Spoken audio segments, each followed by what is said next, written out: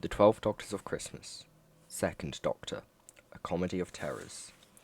Doctor, could you not have landed the TARDIS somewhere friendly for a change? Said the handsome young Scot, dressed in a grey turtleneck and a tartan kilt. A much smaller, elfin-faced girl, with her dark hair in a neat bob, stood beside him. Both had their hands held up in a gesture of surrender. A third figure stumbled through the doors of the TARDIS behind them, to join them in the brightly lit spaceship corridor. He was a man of indeterminate age, in a battered frock coat and shapeless checkered trousers. "Oh dear," the doctor muttered, as soon as he saw what was going on. A uniformed official stood in their path, accompanied by a pair of armed guards, whose weapons were pointed directly at them. The doctor copied his friends and raised his hands in the air, palms facing out. "This is a restricted area," stated the official. "Who are you, and how did you get in here?" A metallic badge on his chest labelled him Security Commander Barwell. Well, Commander Barwell, the doctor began, thinking as fast as he could. "As a matter of fact, we are—" "With me, of course," said a new voice from further down the corridor. The guard stood aside as the speaker joined them. She was a tall humanoid, with a wide face and a wide body to match. She wore a bright red jacket, yellow trousers, and a blue and white striped shirt. Zoe thought she looked like someone who had got dressed in the dark. "Mrs. Butlins?" Commander Burwell asked. "They're obviously the actors I sent for from the agency," explained the woman, beaming. "I see, madam. In that case, we will bid you good day, as we have duties to perform," replied the commander, and he left, taking the guards with him. "I'm Billy Butlins," said the woman, firmly shaking hands with the doctor, Zoe, and Jamie. "No doubt you were told to report to me. You are the agency actors, I presume? I wasn't expecting you quite so soon, but it's no bad thing you're here. It will give you more time to study the scripts." "Agency actors? Scripts?" said Jamie, looking confused. "We prefer the term performers," the doctor said, quickly speaking over him. "Excellent," the woman's smile widened. "We're a small company, and we will all need to be multi-talented if we're to pull off this performance." "Performance?" Zoe looked equally puzzled. "Didn't the agency tell you? In honor of the festive season," Mrs. Butlins continued, "and to mark Princess Triana's visit to the planet Luxona, we will present Mr. William Shakespeare's classic pantomime, Much Ado About a Beanstalk." Then, as if to punctuate her grand announcement, she broke wind. Jamie wafted a hand in front of his nose as an awful smell filled the air. "We can't wait," muttered the doctor, coughing slightly. "Here are your scripts." Mrs. Butlins reached into her handbag and produced one for each of them. As she handed them out, she let off another foul-smelling trump. "What's with all the farts?" muttered Jamie. "What's that?" asked Mrs. Butlins sharply. "Parts, Mrs. Butlins," the doctor interjected. "My friend Jamie was wondering which parts he might get." "You're professionals. I'm sure you can sort that out amongst yourselves. We'll rehearse when we reach Luxona," said Mrs. Butlins, walking off. Jamie glared at the doctor. "Actors?" he complained. "What have you got us into now, doctor?" "Well, Jamie, I'm not entirely sure," the doctor confessed. He rubbed his hands together, thinking carefully. "But something doesn't smell right about Mrs. Butlins." "You can say that again," exclaimed Zoe with a giggle. Once inside the rooms that they had been assigned, the doctor used a sonic screwdriver to access the ship's computer to find out where they were. The TARDIS had landed on board the Royal Space Cruiser Starlight, which was taking Princess Triana off the Ceta Federation and her mother, the Queen Regent, on an official Christmas visit to the planet Luxona. He couldn't spot anything obviously amiss, but there was something nagging him about the less than fragrant Mrs. Butlins, and the doctor wanted to know what it was. He decided to investigate. Meanwhile, Zoe decided to explore the ship, and found her way to the observation gallery, a small room accessed by a staircase so steep that it was almost a ladder. It had a number of seats set out beneath a thick, transparent domed ceiling, through which the stars could be seen as the ship hurtled through interstellar space. Zoe always enjoyed such views. She liked the challenge of trying to calculate how many stars were visible, and how far away they were from each other. One thing she regretted about travel by TARDIS was the lack of portholes. "Beautiful, isn't it?" said a voice behind her. Zoe turned and saw that she had been joined by a tall, elegant teenager in a regal blue gown with an ermine trim. "She must be the princess who Mrs. Butlins mentioned," thought Zoe, quickly rising to her feet. "Your Highness?" she began, attempting a curtsy. "Please don't," said the princess. "Just call me Triana." Zoe introduced herself, keeping to the act cover story. To her dismay, the princess was fascinated. Zoe did her best to answer the princess's many questions in character, Within minutes, Zoe could tell that the princess was lonely and lacked friends her own age. Trina explained that she led a relatively solitary life, devoted to duty. Her mother had died in childbirth, and her father, King Erdrigeth, had soon remarried. When Trina was 5, her father was killed when he fell from his horse on a hunting trip, and his second wife, Lady Vaccine, had become Queen Regent. Since then, every waking moment had been spent preparing Trina for the day when she would become queen on her 18th birthday. "And when do you turn 18? Asked Zoe. "That's just it. I had my 18th birthday 6 months ago. Yet your stepmother still rules as Queen Regent?" Triana nodded, the gold and silver coronet in her hair glistening as it caught the light. "There's been a small technicality that has delayed my coronation. The seat of Farination is a union of 5 planets that stretch across 2 neighbouring star systems, all under the rule of our family. I should have been born on my family's home planet of Zeta Major," she told Zoe. "But my mother went into labour early, while she and my father were on Luxona dealing with a miners' strike. I need the official records of my birth from the hospital on Luxona to ratify my coronation." "And that's what we're travelling to collect?" Zoe asked. "That and, just as importantly, the other half of this." She showed Zoe a pendant that hung on a chain around her neck. Looking at it more closely, Zoe could see that the pendant was a bubble made of some kind of clear material that contained half a silver ring. "My father's royal seal," Triana explained. "The ring has been handed down through the generations of my family. It is a symbol of our royal authority." "But why is there only half of it?" "When I was born, my father ordered his ring to be cut in half, and had one half placed in this pendant as a gift to me." "And his half?" "In a matching pendant, which he wore from that day on until he died." "I'm sorry," said Zoe. "Don't be.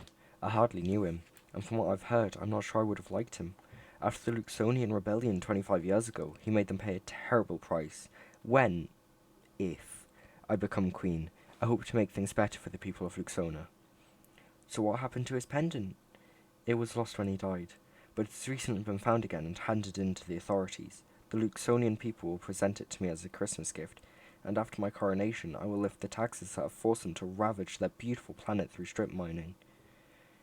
Jamie had been given the task of spying on the Queen Regent. He found her in the spaceship's main lounge, taking a seat close to her position. Jamie pretended to read his script while listening carefully to what was being discussed. The Lady Vaccine was a tall, thin woman, dressed in a stylish but practical 2-piece suit. She had watchful, deep blue eyes, thin lips, and high cheekbones. One of her retinue, a terrified-looking man with sweat beading his forehead and a slight twitch in one eye, approached her nervously. "My lady," began the man, "there is news from Luxona." Vaccine fixed him with her steely gaze. "What news?" she asked. "It's reported that the birth records and the other half of your late husband's ring have been mislaid," he stammered.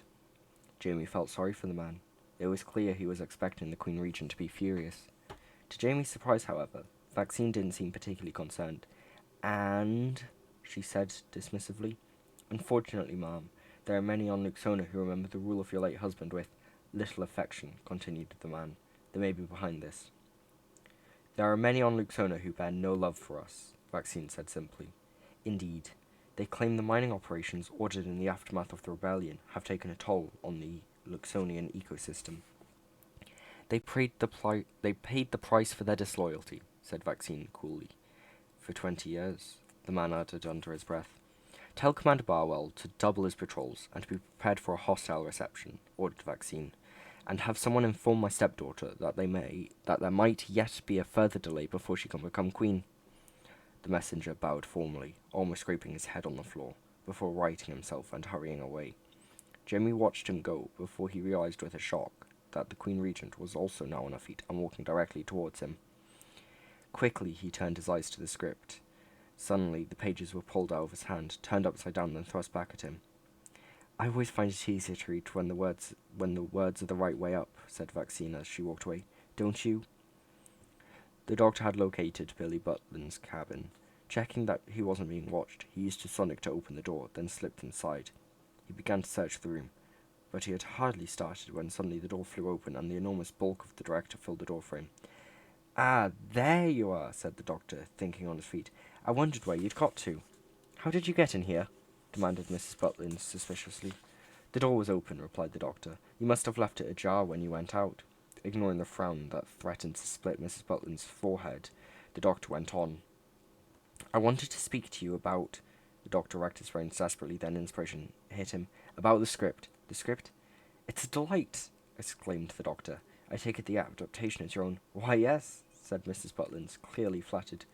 I know they say you can't improve on Shakespeare, but like I said to young William once, there's always another draft to be had.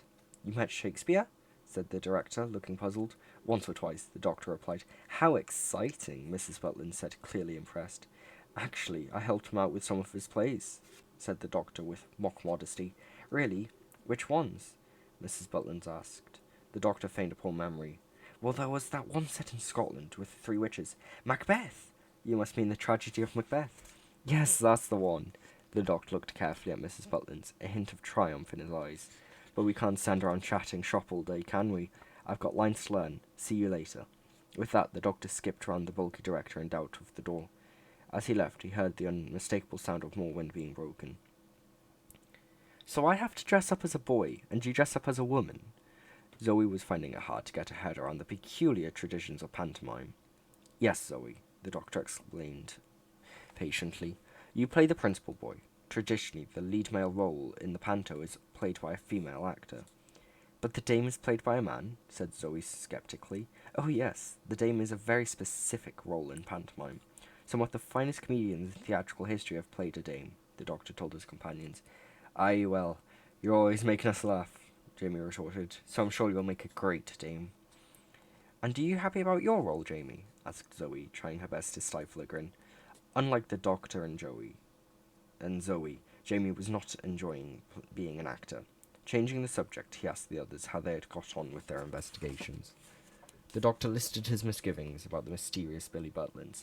Firstly, there was her name, which sounded suspiciously like a pseudonym. Secondly, there was her failure to react when the doctor had talked about meeting a playwright who lived over 1,000 years in the past. And finally, there was the matter of saying the name of the Scottish play out loud. I don't understand, said Zoe. The doctor explained that, although over the centuries there are lots of things that became forgotten or confused about William Shakespeare, there was one thing that was never lost. Those in the theatre were always deeply superstitious about mentioning the play Macbeth's name, and never referred to it as anything but the Scottish play. So 3 strikes against our Mrs. Butlins, declared the doctor, and maybe a 4th, those foul and frequent farts. But you canny think her wrong, and just because the lady farts like a redcoat. No, Jamie, ordinarily I wouldn't, but the other evidence is very strong. Zoe told the doctor and Jamie about her conversation with the princess. The doctor nodded, carefully adding the new information to everything else they had learned so far. The key is this pendant with the ring inside it, the doctor said, after musing for a while. Clearly it was on Luke's owner all these years and recently surfaced. But now it's gone again, said Jamie, recalling the discussion he had eavesdropped on. Conveniently, just when it was about to be presented to Triana, added the doctor. But Triana will be a friend to Luke's owner, Zoe pointed out. It's not in the interests of the Luxonians to delay her coronation. The doctor nodded. So who would benefit then? I can think of one person, Jamie said. Her stepmother. The capital of Luxona was a city called New Manchester, which looked very much like a 19th century European city. Brick-built houses, cobbled streets, municipal squares and public parks. Zoe was amused to see that festive celebrations were in full swing. Christmas trees sparkling with tinsel and candles stood in most windows, and garlands of holly decorated many front doors. The doctor reminded his companions how many areas of Earth had been settled by people of various cultures who, even when they had lived there for many generations, still had held on to the traditions of their forebears. The same was apparently true of Luxona. Riding in an open-topped carriage pulled by what appeared to be unicorns, the 3 space-time travelers soon pulled up in front of a magnificent theatre. A Victorian playhouse, murmured the doctor. How splendid. The view inside the building was even more spectacular than the exterior. The auditorium resembled a palace, with a rich red carpet, seats of polished walnut and plush purple cushions, and ornate gold statues on the walls. Despite the extravagant setting, theatregoers could not help but focus their attention on the stage itself, framed like a picture by its proscenium arch and lit by a complex collection of hanging lanterns and spotlights. Although Billy Butlins had hired a trio of leading actors from Zeta Major, the rest of the cast was made up of locals, and the stage crew had already been working hard for some time. Under Billy's slightly erratic direction, rehearsals were soon underway. As they worked through the script, which seemed to be a number of different traditional pantomimes mangled together, the Doctor noticed that they had acquired an audience. The Lady Vaccine, accompanied by a small retinue, watched a comic routine between Zoe and Jamie that ended with the former pouring a bucket of cold water over the latter. The slapstick performance failed to raise so much as a smile on Vaccine's face. Billy Butlins called for the company to take 5, then hurried across to assure the royal visitor that the final show would be much funnier. Jamie sat down towards the back of the stage and started drying his hair with a towel. Suddenly there was a loud crack, and he was aware of something dark hurtling towards him from above. Instinctively he threw himself forward, and using the natural rake of the stage, rolled towards the footlights at the front of it. Behind him, one of the large overhead lamps crashed onto the stage, smashing into thousands of pieces. The point of impact was the exact spot where Jamie had been sitting just moments ago. With the rehearsal adjourned, the Doctor, Jamie, and Zoe retreated to the dressing room. "How could an accident like that just happen?" asked Zoe as she cleaned up a cut on Jamie's arm. "I'm very much afraid that it wasn't an accident," the Doctor told them. "What do you mean?" demanded Jamie. "That sound you heard just before the lamp fell, that was a gunshot. I took a look at the rope that secured the lamp, and it had been shot clean through." "Somebody tried to kill me?" Jamie was horrified. "But who? Why?" "I've got an idea about the first. I saw one of the Queen Regent's soldiers going backstage just before the accident," the Doctor told them. Suddenly the door opened, and an enormous shadow fell over them. "The show must go on," thundered Billy Butlins. It was time to get back to rehearsal. "How do I look?" asked the Doctor a few hours later, smoothing down his costume in readiness for the final performance. Zoe and Jamie exchanged a glance. The Doctor was wearing a ridiculous blonde wig, makeup, and a long ball gown stuffed with balloons to make him look vaguely female. "Beautiful," lied Zoe. She was dressed in a princely tunic with blue knee-high boots. Jamie thought that perhaps he was the luckiest of the three. His main role was as a palace cook, and he had a simple costume of a chef's white tunic, checkered black and white trousers, and a tall chef's hat, which the Doctor was eyeing jealously. "I should have a hat like that," he muttered to himself. Billy Butlins hurried past. "Opening positions," she announced. "Curtains up in 5. Break a leg, everyone." "That didn't sound very friendly," said Jamie indignantly, as the large woman disappeared into the wings. "It's a traditional way of wishing a performer good luck in the theatre," the Doctor explained. "Oh, there's that stench again," complained Jamie, waving a hand under his nose. "It's the wrong kind of smell for wind," said Joey, frowning. "It's more like, well, bad breath." The Doctor suddenly clapped his hands together. "Of course! It all makes sense now." Zoe and Jamie looked at him incredulously. "It does?" "Listen," whispered the Doctor. "We need to be prepared." The Doctor, who was playing one of the ugly sisters, performed a scene in which he forced the poor palace cook, acted by Jamie, to get messier and messier as he tried to meet the sisters' increasingly impossible demands. The audience loved it, and the Doctor noted that even the Queen Regent, seated in the royal box with the princess, was laughing. Could she really be planning to steal the crown from her stepdaughter? The Doctor wondered. The scene completed, the performers make their exits. Jamie to one side of the stage, and the Doctor into the wings on the other. The production's costume supervisor, a cheerful blue Luxonian called Maynard, was there to meet the Doctor, who had a costume change before his next scene. However, instead of handing the Doctor his new dress, Maynard looked around nervously, then beckoned the Doctor into an alcove. "I need to show you something," he began, then stopped himself, seeing someone over the Doctor's shoulder. The Doctor turned and saw Billy Butlins in the opposite wings, watching them carefully. "Can't speak here," muttered Maynard. "Meet me in your dressing room at the interval. I'll explain everything, but hold on to this, for safekeeping." The Luxonian pressed something into the Doctor's hands and hurried off. The Doctor looked down and saw that he had been given a golden egg, one of the props that featured in the finale of the show. He popped it in his pocket. 20 minutes later, the curtain came down for the interval. The Doctor found Zoe and Jamie and told them about his mysterious encounter with Maynard.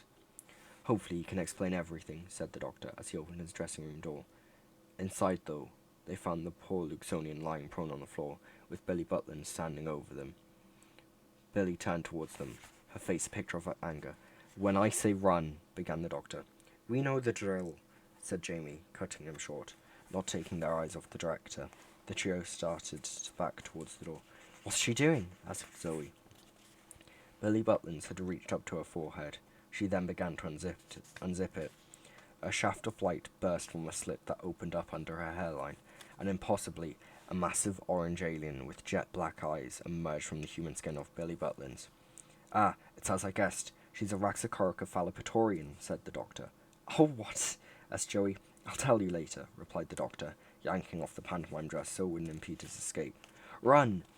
They ran. The terrifying orange monster lumbered after them, moving with surprising speed for a creature of its size.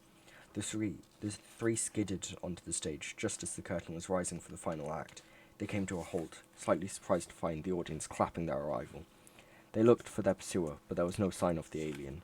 We're being chased, Zoe told the audience. Has anyone seen a great big orange alien? It's behind you, someone shouted in the crowd, thinking this was part of the show. Jamie spun around, but there was no one there. No, it's behind you, princess, shouted the doctor, pointing towards the royal box. The alien had just appeared at the back of the box, one claw pointed directly at Princess Triana. Be careful, warned the doctor. She may have poisoned darts in her claws. But even as he spoke, something shot out of the end of the alien's claw.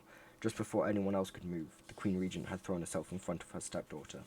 Jamie was already using the carved decorations and drapes to climb up to the balcony. As he dropped into the royal box, he found the alien gone and Vaccine lying in the arms of her stepdaughter. She saved my life, said Triana in disbelief. Please, protect the princess, whispered Vaccine, her eyelids fluttering.